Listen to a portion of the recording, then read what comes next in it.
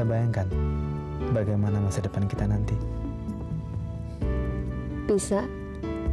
Kalau kamu mau melamar saya jadi istri kamu. Kamu menjadi istri saya? Apa kamu tidak bisa duduk dengan tenang? Gimana mesti tenang? Udah pagi begini polisi belum kasih kabar.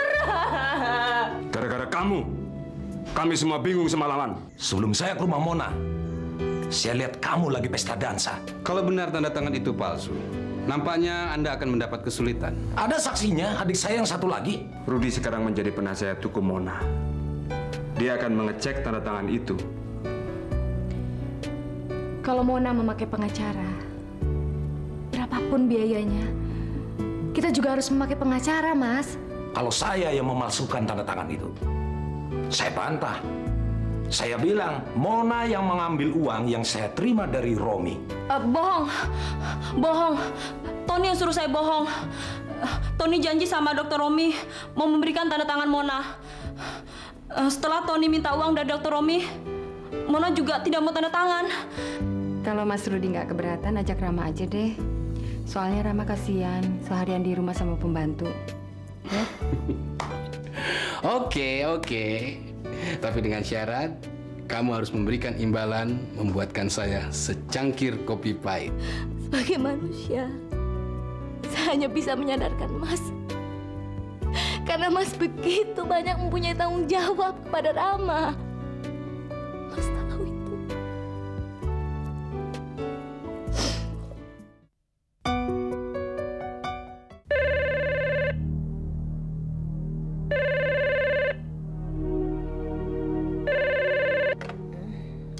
Halo.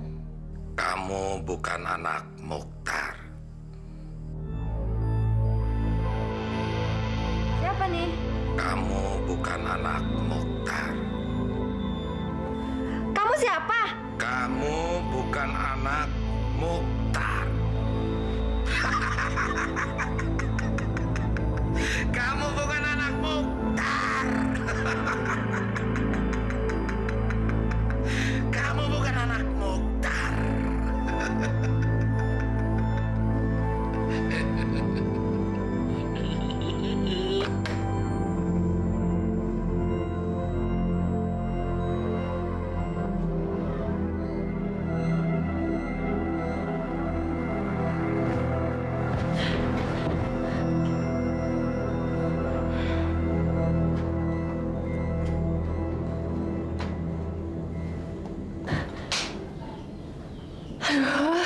Kamu kagetin aja.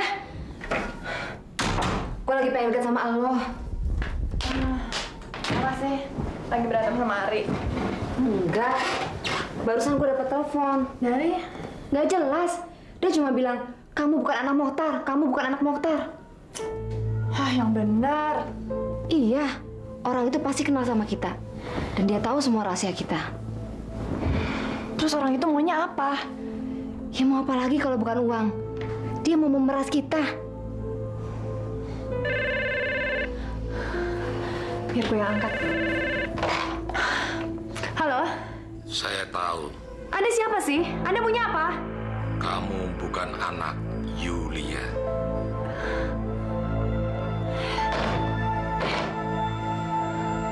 Kelihatannya dia tahu persis nomor-nomor telepon di rumah ini. Kalau dia telepon Mama gimana? Itu namanya bencana. Kita harus hindari dengan cara apapun. Kita harus memotong kabar telepon Mama. Gimana dengan ruang kerja Papa dan kamar tidurnya Denny? Kita hanya bisa berdoa. Semuanya sudah berjalan mulus sesuai dengan rencana. Tapi gue masih bingung gimana cara ngomonginnya sama Papa dan Mama. Aku juga bingung. Sementara sekarang gue udah merasakan bahagia tinggal di rumah ini. Papa sama Denny udah mulai menghargai gue. Mama tetap sayang sama lo sebagai anaknya. Dia juga udah mulai menyukai gue. Gue gak ngebayang deh kalau misalnya bajingan itu telepon lagi. Terus yang terima Papa, Denny, atau Mama. Gak tahu deh apa jadinya kita berdua. Kalau sampai bajingan itu telepon lagi, biar gue bicara bisnis sama dia. Dia minta berapa sih supaya dia tutup mulut? Lu boleh ambil semua tabungan gue. Pokoknya, gimana caranya biar dia tutup mulut? Uang bukan jadi masalah. Tabungan gue cukup kok.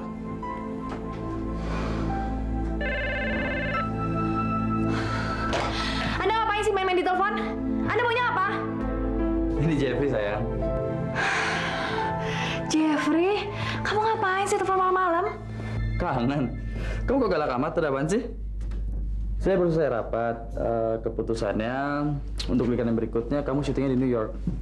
Asik dong. Rinciannya kita bicarain besok sambil makan siang. Gimana? Ya udah, sampai ketemu besok ya. Ya.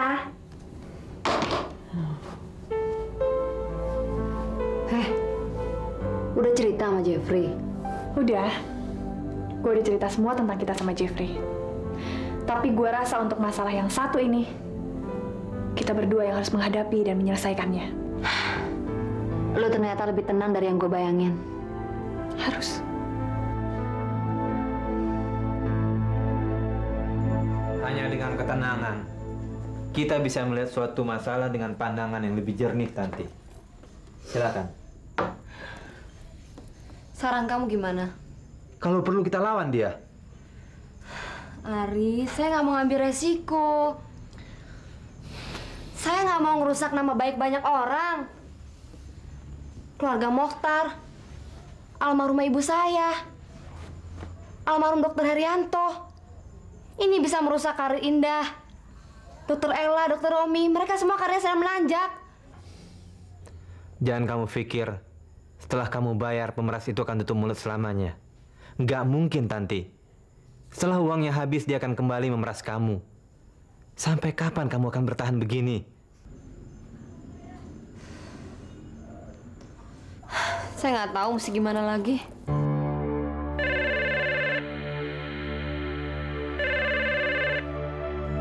Sebentar, Tanti.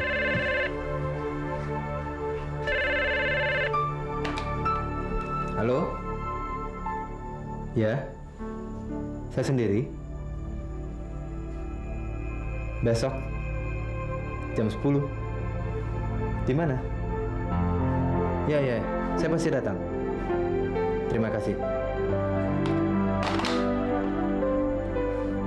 Kalau tiap bunyi telepon kamu kaget begitu, lama-lama kamu bisa stres.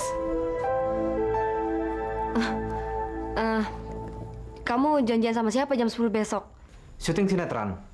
Saya kebagian peran jadi polisi.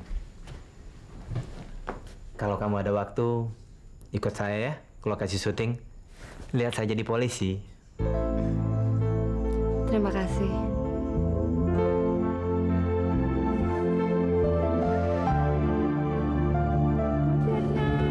Terima kasih, Pak. Kamu takut semuanya akan terungkap?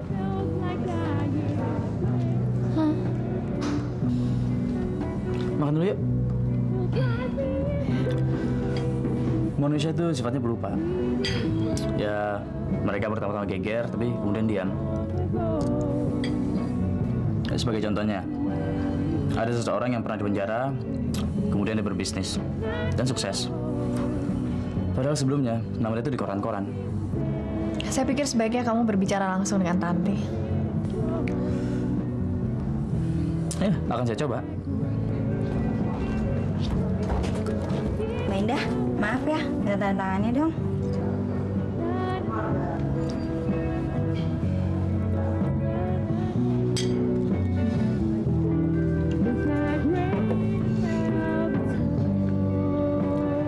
Saya juga.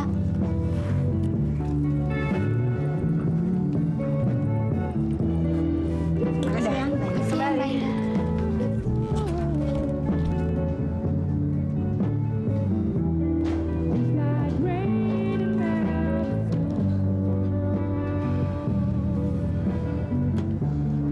Kayaknya saya udah nggak bisa menelan makanan saya sendiri kalau jadi pusat perhatian begini.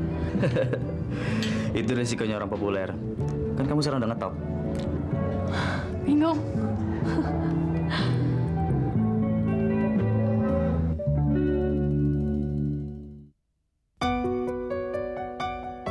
Poppy, tolong kesini.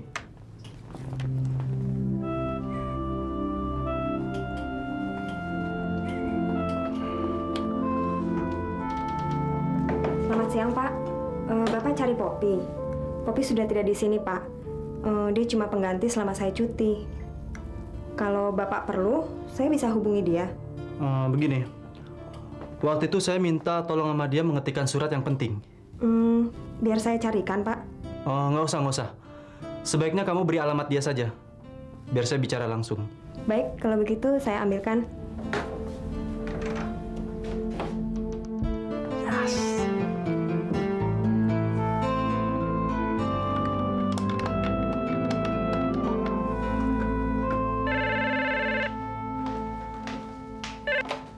Halo. Hei, Pop.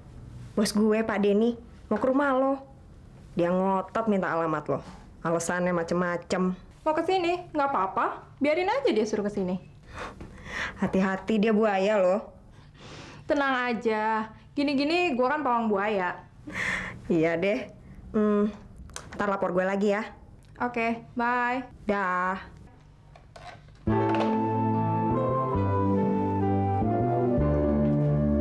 Saya sadar bahwa setiap langkah yang kita ambil pasti ada risikonya. Memangnya kenapa sih, Mas? Kamu kangen ya sama Rama?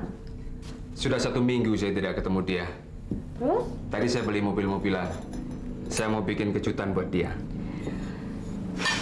Boleh aja. Tapi sebelum Mas berangkat kan lebih baik kita makan dulu. Saya udah masakin tuh sup kesukaan kamu. Makan ya. Enak loh. Cobain yuk. Saya belum lapar. Saya sekarang mesti pergi. 1 jam lagi, saya pasti kembali. Pergi dulu ya.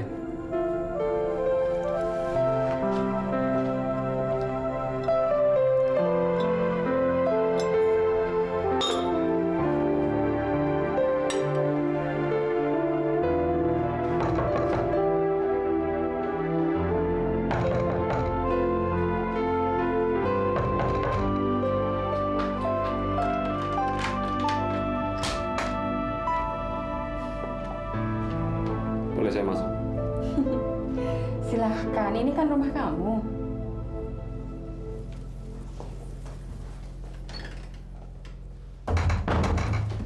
Saya bawa mobil-mobilan untuk Rama. Untuk menggantikan yang ini.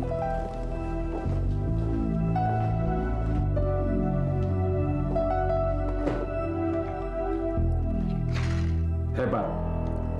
Hebat kamu belikan Rama mobil-mobilan sebagus ini. Rudy yang belikan.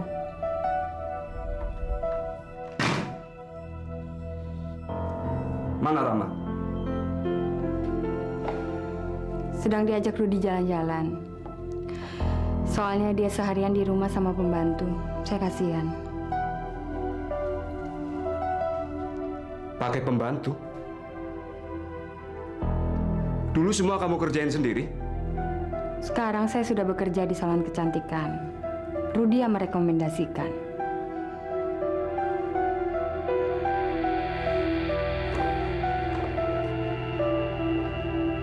Tolong nanti ini berikan pada Rama.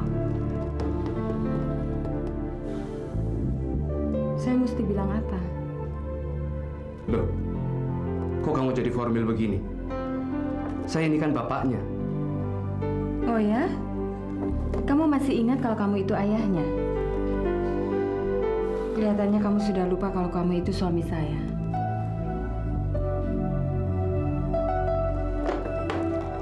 Kasihkan Rama ini.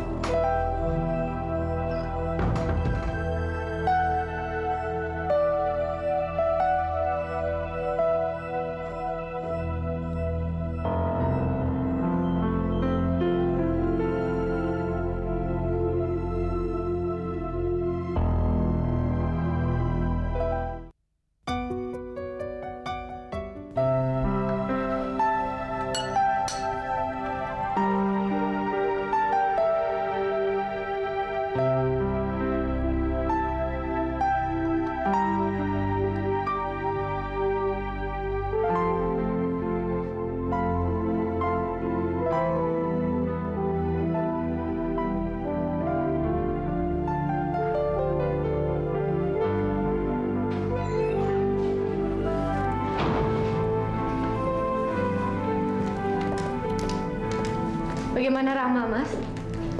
Rama sedang pergi dengan Rudi diajak jalan-jalan dia. Mobil bapaknya sudah terjual. Lalu ada orang yang ngiming-ngimingi. Terang aja dia mau. Bayangkan, Rudi juga membelikan mobil-mobilan yang sama dengan... Tunggu, Mas. Kamu kenapa sih? Kamu kan sudah meninggalkan Mona. Dia berhak melakukan apa saja yang dia inginkan. Tapi Rama itu kan anak saya. Dan saya tidak suka dia diajak pergi-pergi oleh pengacara yang namanya Rudi. Memangnya kenapa, Mas? Kamu tuh akan memberikan hak mengasuh Rama kepada Mona begitu kamu menceraikan dia, iya kan? Yang jelas sekarang belum ada perceraian. Dan kenapa dia sudah membiarkan Rama pergi dengan orang lain? Itu baik untuk Rama, Mas. Kasihan Rama kalau harus terus-terusan di rumah. Kalau memang Mona memikirkan yang terbaik untuk Rama, kenapa dia mau menerima pekerjaan yang diberikan oleh Rudi? Dan membiarkan Rama seharian di rumah dengan pembantu? Sebentar, Mas. Saya rasa persoalan ini bukan soal Rama, tapi ego Mas. Dengar dulu. Kamu yang harus dengar. Sikap kamu menunjukkan bahwa ego kamu terpukul, Mas. Karena Mona mau mencoba untuk hidup mandiri, mencoba untuk memulai kehidupan yang baru. Kamu tahu itu? Sejak kapan kau berbalik menjadi pembela Mona? Sejak sikap kamu yang belakangan ini menjadi labil, Mas, sehingga membuat pikiran saya semakin jernih. Saya tidak lagi melihat Mona sebagai wanita yang memperebutkan cinta, tetapi sebagai wanita yang lugu dengan hati yang polos. Selain itu, saya juga mulai simpati dengan Mona, karena kami sama-sama perempuan.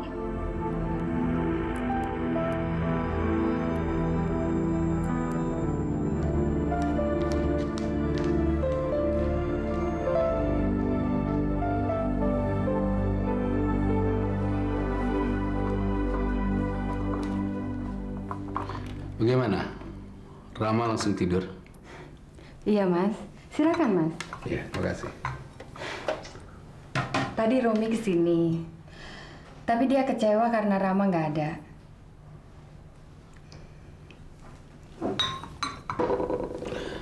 Ya, wajar kalau dia kecewa.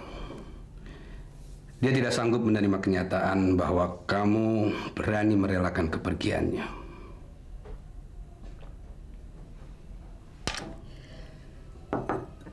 Mas Rudi, jangan salah menilai saya. Saya memang mengikuti saran-saran Mas Rudi.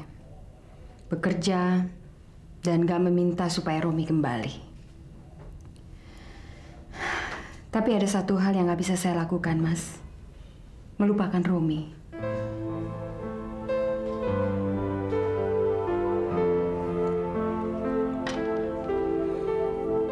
Batin saya mendambakan supaya saya tetap menjadi istrinya. Apabila dia mau minta kembali, pintu rumah ini dan pintu hati saya terbuka untuknya, Mas.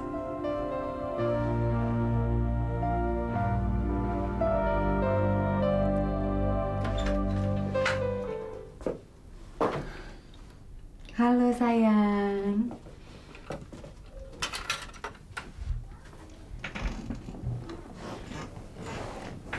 Rama, tadi Papa kesini cari Rama mau kasih ini. Sebenarnya apa? Mama lebih suka yang di Om Rudi. Kan ini lebih bagus.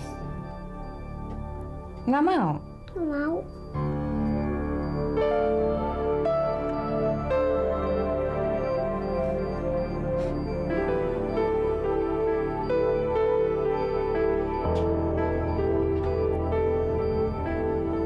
Cepat kembalilah, Mas. Sebelum kamu terlambat.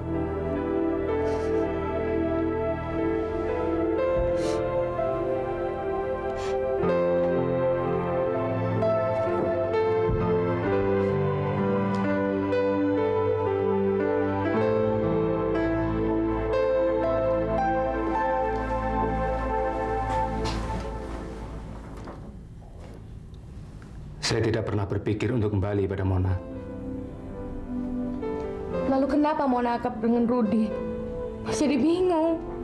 Itu bukan karena Mona, tapi karena Rama. Tapi Rama juga bagian dari Mona, Mas. Kenapa kamu tidak cemburu? Karena saya baru saja belajar dari kenyataan hidup Mona. Bahwa saya harus lebih siap untuk menerima kenyataan. Di mana suatu saat saya akan hidup sendiri. Kenapa sih kamu berpikir terlalu jauh? Saya sadar, dalam cinta segitiga kita ini, justru pihak ketiga Allah yang tersisi, Mas. Dan saya pihak ketiga itu.